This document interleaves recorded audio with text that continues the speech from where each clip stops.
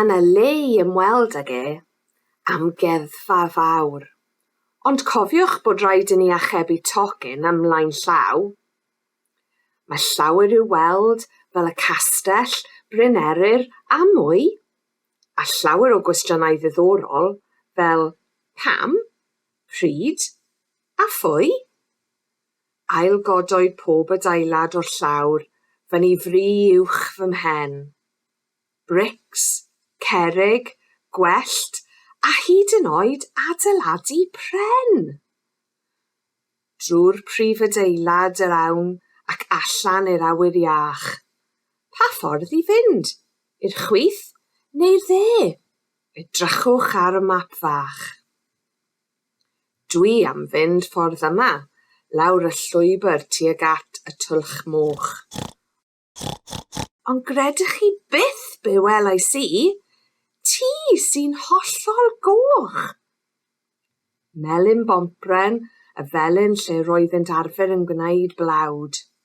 Tair fferm, rai heb ddodrefn, a bobl yn byw yn dlawd. Yr ysgol, lle byddai'r athro yn gweiddi a tyrannu fel cawr. Show me your hands. A'r plant I gyd gyda'n gilydd, pein oeddent yn fach neu'n fawr. Swyddfa bost a siop gwalia oedd yn gwerthu popeth yn y byd.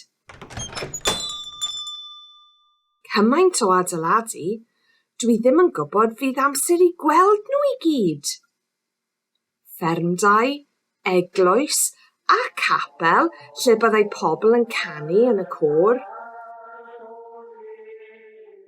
Cyryglau i'w ddefnyddio'r ar afon, ond yn bendant nid y môr. A hafdu a'r gerddi hardd, ond peidiwch â swthwr i'r llyn. Mae rhaid I ni fynd i'r castell a ben uchaf y bryn. Nôl at y brif fynedfa, yr orielau fel byw a bod, sy'n edrych nôl ar y gorffennol a pethau sydd eto I ddod. Mae cymaint mwy I weld a glywed yma, credwch fi. Gobeithio gallwch ymweld rhyw dro am ddiwrnod o hwyl a sbri.